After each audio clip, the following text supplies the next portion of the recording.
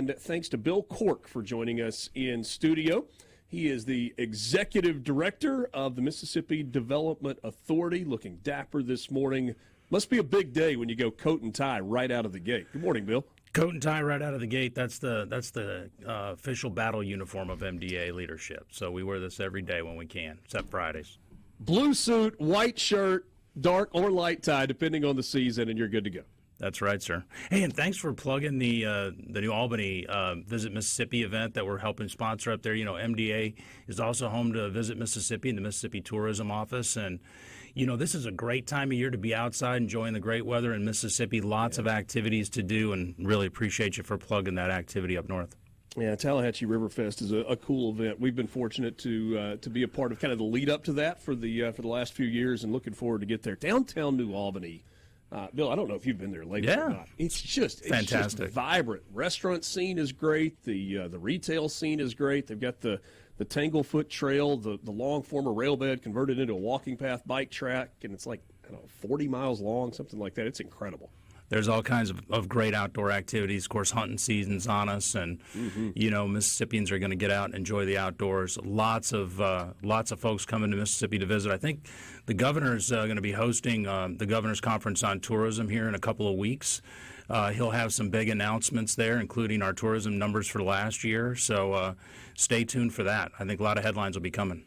So your job is selling and recruiting. You may not describe it that way, but at least in part, you're selling Mississippi as a location for businesses from the United States, from around the world to call this home, recruiting those businesses. How much of what we were just talking about, small towns, thriving communities, incredible outdoor activities, culture, how much of that is part of your pitch or sales process when you're recruiting companies? It definitely comes into play. It's usually not the opening argument because companies are really more interested in their business proposition, their operational environment, the physical location, logistics.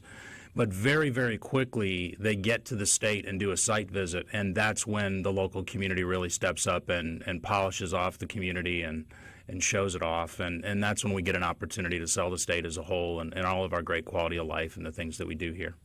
Bill, you've been in economic development and urban planning for, the better part of 3 decades. You've got a background as a Marine. I'm not going to say former Marine. I know that there's no such thing as a former Marine. It's hard to shake it. Yeah. I certainly understand that. So a lot of life experience. And I'm assuming all of that, kind of funnels into this job. But I'm curious, in terms of attracting business, there have been some huge wins for Mississippi in the last 4 years, and I know more of those are on the horizon. How do you target? How do you decide, okay, this is a company, a business line that as a state we aggressively want to pursue? Well, it's a very good question, and it's a question we often get. There's really 2 prongs to the strategy. Number one is to make sure that we're open for business so that anybody who may not know what we're all about and what we're targeting is welcome to come here and explore that. About 4 or 5 months ago, a publication called Area Development Magazine did a survey of site selection consultants. These are the folks that bring industry into the U.S. and into our region, and they asked them, what areas of the United States are most commonly shown to your prospects? And the Deep South, which included Tennessee, Alabama, Arkansas, Louisiana, and Mississippi, were at the top of that regional list. So we're very blessed that we're already a target for most companies to give us a first look. But then we have to decide, what's a best fit for us. And what you find when you look at the projects that we've won, and people that have selected us are really the best indicator of what our value proposition is. You find that we're in very basic industries, things like forest products, for obvious reasons in the state. Yeah. Autos is increasingly important, and their suppliers. We've been working through that transition, as you know. The military and defense and aerospace sectors, very big in Mississippi, a huge part of our economy. In fact, that's kind of where my military background comes in a little handy because we do so much work trying to steward the aerospace and defense sector here. Obviously, is that primarily on the coast, the aerospace piece of it, or more scattered? It was the epicenter of it is around our military bases, but you will see a big emphasis, obviously, on the coast because of our shipbuilding cluster, the big Navy shipbuilding cluster. So that's 15,000 jobs down there at Ingalls and the related industries in the cluster. So that kind of tends to dominate. But you've got military bases in Columbus and Meridian and in Camp Shelby and Camp McCain, and you've got the ERDIC Research and Development Center. You've got a huge Navy presence in Hancock County at Stennis Space Center. The list goes on and on. So we are really all over the state. We have a very diverse array of military and defense assets and the related industries that support them. In terms of pecking order, when a company is looking for a new site, whether they're trying to relocate or build a new division or whatever it is that they may be doing, what is their list of priorities? And I'm talking, tax incentives, infrastructure, workforce. How do they itemize what is most important to them? Well, every company is slightly different, but there have been some trends. In about 2008, right after the Great Recession, we saw a real heavy emphasis on incentives. People were trying to dig their way out of this financial problem that we had, and so money was a real issue. The economy then started to recover through the aughts and into the teens, and you saw sort of mid-teens. When Donald Trump first got elected, for instance, you really saw a massive explosion in a lot of reshoring. And supply chain related developments domestically in the United States as our foreign policy and trade issues changed. Then it became about really site availability. And running in as an undercurrent through all this has been workforce, just to having a good quality workforce. But sites were really critical over the last 4 or 5 years. Now I think the trend that we're really seeing happen and emerge is the availability of power. Because as things become more automated and as things become more digitized, the AI space is a classic example, we need a lot more ones and zeros produced. So we need a lot more compute, which takes a lot of power, and that translates into automation, data centers and all that. So the new emerging, I think, requirement for manufacturers and heavy industry in particular is going to be power going forward. And so that's something you've heard us talk a lot about and will continue to talk about. And so that's a combination of TVA and what they are able to supply. When you look at these power-intensive companies, the AWS project, for example, I mean, they're going to use a lot of juice to run all that they're doing. And some of the other companies, maybe the ones that are in the Golden Triangle, they require a lot of power. Are you concerned at all about capacity from TVA and their ability to continue to provide more than has ever been needed? I think TVA, Entergy Mississippi, the cooperative family of companies, and Mississippi Power are major power generators for the state of Mississippi. And, that's pretty unique for us. We got a lot of folks in the game. It has its advantages and disadvantages because each one of those has a different kind of power portfolio and distribution network. But on the other hand, it also gives us great diversity, so we don't have all of our eggs in one basket. So that's another thing we sell the state on. But to get to the point of your question is, do we have enough power? Yes, we have power in various parts of the state. Power is not ubiquitous everywhere. You've got to have the distribution to get it there, the generation. So you have to think through, location and where is the power going to be served at, and that's really the fundamental question. But the power is there. It's getting gobbled up pretty quickly, and that's just because our energy appetite with all the electrification that's going on. And our power-intensive industries, it's putting a lot of pressure on the power companies to have short, intermediate, and long-term strategies to deal with generation. And that was one of the things we had to tackle in part with the AWS decision. So it's a good point, but as I mentioned earlier, energy is going to be the future, and so we have to grapple with it and figure out how we're going to generate enough to satisfy our thirst. Visiting with Bill Cork, he's the executive director of the Mississippi Development Authority. We'll talk a little bit more with him about some of those projects that have come online in the last couple of years. I don't know that he can give away any state secrets, but we will ask about what's on the horizon, what we should be looking for, and a whole lot more when we continue our conversation with Bill Cork. This is the Gallo Radio Show on SuperTalk Mississippi. Quick time out. Back with you in just a couple of minutes. Thanks for being with us on this Tuesday morning. Welcome again to the Gallo Radio Show on SuperTalk Mississippi. Richard Cross and Lance in for Paul this morning. Thanks for being with us, for listening online at supertalk.fm on the SuperTalk app, and maybe you are watching on SuperTalk TV this morning. We appreciate that. However you're listening to us. Bill, really important question here. Better television show, The A-Team or MacGyver? And I'll throw one more in for good measure. MASH. Oh, MASH, hands down. You MASH. know he was going to go with MASH. He's a Marine. Yeah, hands down. Now, I saw you guys in the lead-in this morning talking about the A-Team and MacGyver. If I had to choose between those two, it'd definitely be MacGyver. Really? Oh, yeah, Ooh, absolutely. okay. Yeah. You're the guy that has the buck knife and chewing gum. Yeah, I want to figure it out. And the dental floss, and you've got it. You're getting out of that jam. I watched every episode. Yep, no doubt. Beautiful.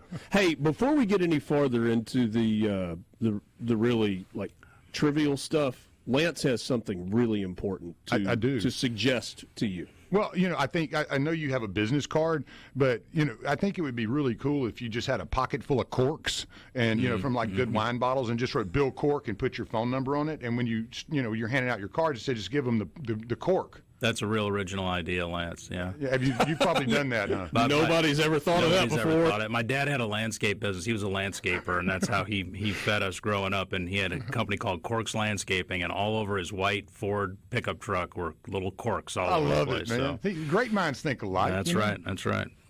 That's really good. Visiting with Bill Cork. He's the executive director of MDA, talking kind of all over the place. Not to make this overly political. We were talking about power generation, the need for power, the importance that it plays in the important role that it plays in economic development. How much does this presidential election matter when you look at the difference in energy policy between the two campaigns? Well, I think, let me just state what my boss has stated. The governor's been very clear about this, and I agree with him. I think we need an all-of-the-above energy strategy. The thirst for power is so great. Anything that we can do really at this point to curb emissions and that is going to have a marginal impact compared to the growth in the pollution that India and China are putting forth. And I think we just need to be very, very careful that we don't starve ourselves of this energy. So that we can maintain our productivity and our world dominance. I think it's a national security question as well as a domestic economic question. And if you look at it, about 47% of the world's population today still cooks their food over wood or other combustibles. So we don't know how lucky we've got it, and I think we need to be sure we are making the wise decisions on how we produce energy going forward. I'm told that this is a widely listened to radio program. I just talking to the microphone. I don't know who's out there. So if you have any news that you want to break about upcoming projects that are, about to come online in Mississippi, I just want to give you the opportunity. You want to roll anything out there? This is as good a platform as any. I do want to share that we've had a really good 2024 so far. Of course, everybody's aware of the big projects if they've been awake in Mississippi. Amazon and Amplify Cell Technologies. That's $12 billion of minimum investment. But we've also closed over $500 million worth of additional investment since then, including a really nice project up in Tupelo that in Lee County at the Hive Industrial Park up there. Liebherr, a German equipment manufacturing company, is opening a major distribution center. We hope will expand for some additional manufacturing there. I actually got to go to Germany earlier this year to see a clone of the facility the distribution facility that they're going to be building. And I don't know what people might have in their mind's eye about what a distribution facility was, like a big warehouse with lots of shelves in it. Yeah. Well, this thing is not like that. It's this automated, robotic, amazing system with these 75, 80-foot tall ceilings and stuff stacked to the roofs and robots flying around everywhere. So it's a completely different environment and an incredible capital investment, which will produce amazing property tax revenues for the community, really high-tech jobs operating these things. So it's a great win for Lee County and Tupelo, but it's going to create a lot of family-sustaining wages. And, you asked a question earlier about, the kind of companies that we target and where we like our sweet spot. I mean, the governor's given me a very clear direction, the agency very clear direction. He wants us focusing on supporting companies and luring companies to Mississippi that are going to produce family-sustaining wages. For a long time, I think we sold ourselves short. and we're looking for just any company that would come and employ our folks and in very low wage type of positions. And, there's still room for some of that in our business. But the incentives that we're doing today and the way we're attracting business is really targeted on those types of companies that are going to produce family-sustaining wages with benefits. And a company like Liebherr is one of those types of companies. They're going to take care of their people, and they're going to create great opportunities and quality of life for families in Mississippi. Bill, we've seen a great deal of success in the Golden Triangle.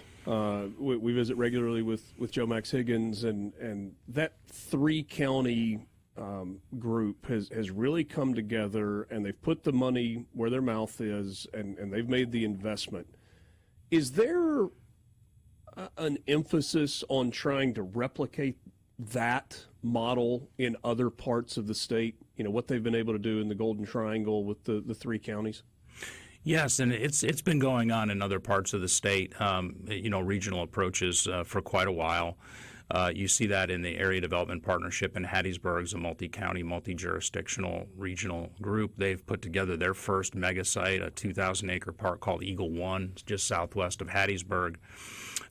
You see more localized efforts to do mega site development as well. Pablo Diaz, who is the director of the Vicksburg-Warren County Chamber, and their Port Commission and their Economic Development Group, has just assembled 2,000 acres on the river south of I-20 to develop a mega site. Before that, he was up in Grenada and helped mobilize and develop a massive 1,000-plus acre development in Grenada, which is the place that we just attracted Milwaukee Tool to so open that's where a new Milwaukee is, facility. You can see right there on the interstate. You've got Justin Hall. He's just in Marshall County, and I would say he's also be able to amass a 2,000 or 3,000 acre industrial park up there, mega site development. When I was down in Hancock County, we amassed a couple of thousand acres, and I think they have a total of 5,000 acres down on the coast where they've got port, airport, and space-related investments going on. So it's not unusual to do mega site development. I think what Joe Max has been able to prove, which is so valuable, is that he put this regional consortium together over 20 years ago, and it's still delivering. He's on his fifth mega site.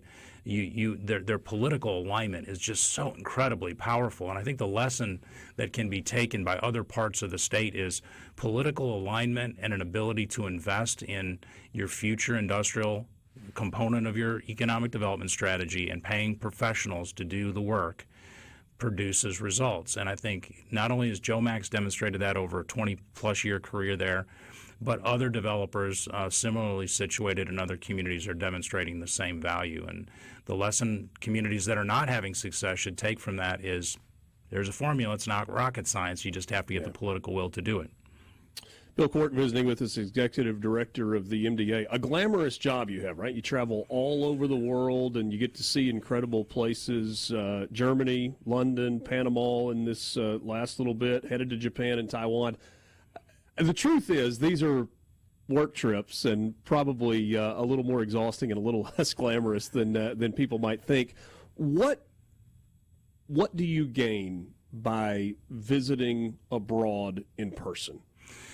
Well, I think the relationships, just like anything in life, are very critically important. And, for example, the upcoming trip we've got in 2 weeks to Japan is really an effort to reach out to the leadership of existing industries in Mississippi. So that almost that entire trip is going to be Nissan, Toyota, Yokohama, Ajinomoto Foods, Carrare, which owns Calgon Carbon down on the coast. You have to take care of your existing industries. You have to be calling on those companies and make sure you understand what's going on in their world and how you can help influence and protect the investments that they've made here, making sure you're just calling on your customers essentially to make sure things are good. And at the same time, we call on new prospects while we're there, introducing them to the idea of coming to the U.S. or coming to Mississippi in particular, and trying to figure out what's driving their decision making and trying to build those relations ahead of time so that when they're ready to make an investment decision, we're top of mind for them. And those are the key goals for recruiting and foreign direct investment trips. But we also make sure that we have a component of those trips that focuses on our export business. So Mississippi businesses that want to export into those markets have an opportunity to showcase their products and services to companies and distributors that may want to buy from Mississippi. I mean, the way our economy grows is to attract new industry to the state, which creates new jobs and spend. But the other way to grow our economy is to sell the things that we make here abroad, including to foreign countries like Texas and Illinois and California. So, as well as Japan and Germany and Panama and Chile and South America, other South American companies. So that's our goal. It's a real simple strategy: is to increase our net export income for the state and prevent leakage. And so that's economic development in a nutshell. We can hit on this more when we come back, but is there a component of upselling here? I mean, you're going to visit Nissan and Toyota, and you say, okay, this is what you have, and how can we help you grow here? That's exactly right. Just like I'll let you hang on to that answer. Yeah. Let's start there when we come back. We're going to wrap up the 7 o'clock hour with Bill Cork. He's executive director of MDA. We'll also get him to tell us where he's headed after he finishes up here. A lot going on today in Mississippi. We're back with you right after this. Bonanza, with a gun and a rope and a hat full of hope, we planted our family tree. We got a hold of a pot full of gold. Bonanza. Welcome back. Wrapping up the 7 o'clock hour. When I said playing the hits, I mean Lance. That's Lauren Green singing Bonanza, baby. Come on. Good to be with you this morning on the Gallo Radio Show on SuperTalk Mississippi. Just a couple of minutes left with Bill Cork, executive director of MDA. Maybe just a quick final thought on where we were before we went to the break. We're talking about upselling, existing relationships, existing companies who have made significant investments into Mississippi. You talked about continuing those relationships, maintaining those relationships. Two parts here. One, the upselling piece and trying to convince them to grow that investment. And two, how appreciated, especially in Japan, are the visits that you and your team make to their country to maintain those relationships? Well, every state, every nation has a different sort of cultural bent. I actually lived in Japan for a year when I was in the Marine Corps, so I have a real good sense of the culture of Japan.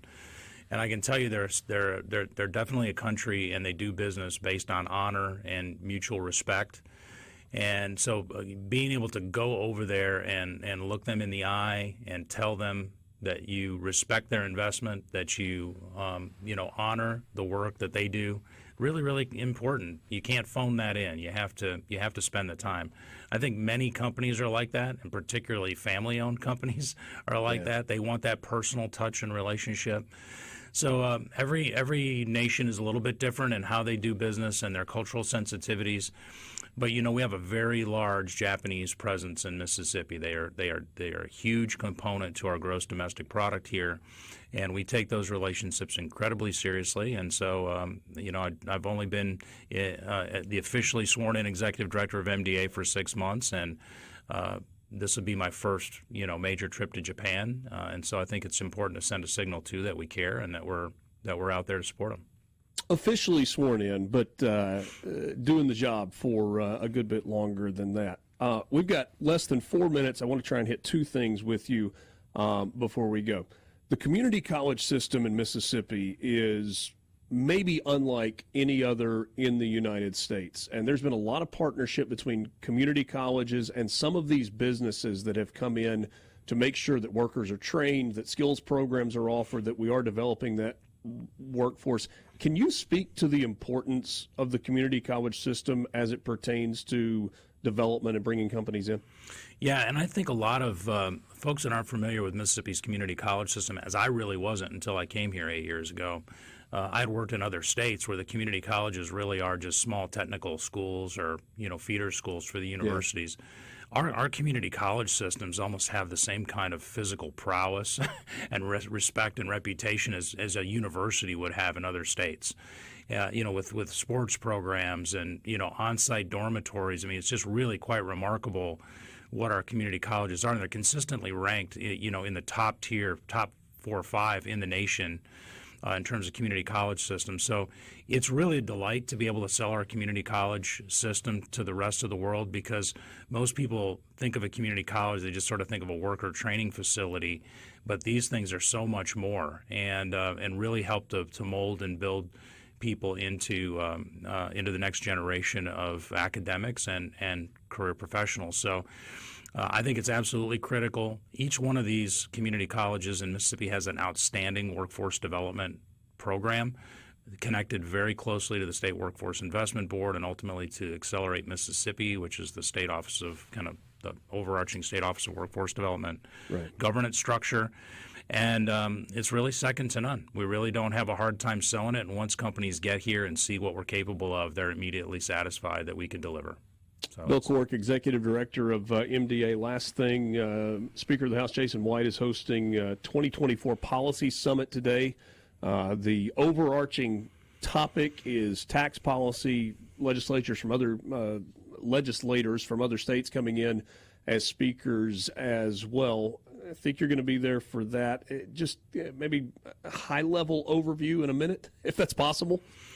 Well, I'm anxious to go. I'll be there all day today listening in because one of the things MDA does is has to sell the tax environment to the rest of the world. So I want to make sure I'm up to speed on the latest trends. People are going to ask me, what's on the docket, and I want to be able to be smart about that. So I'm going to go invest today in figuring it out, what's going on there. But as my boss said and as Ronald Reagan has said,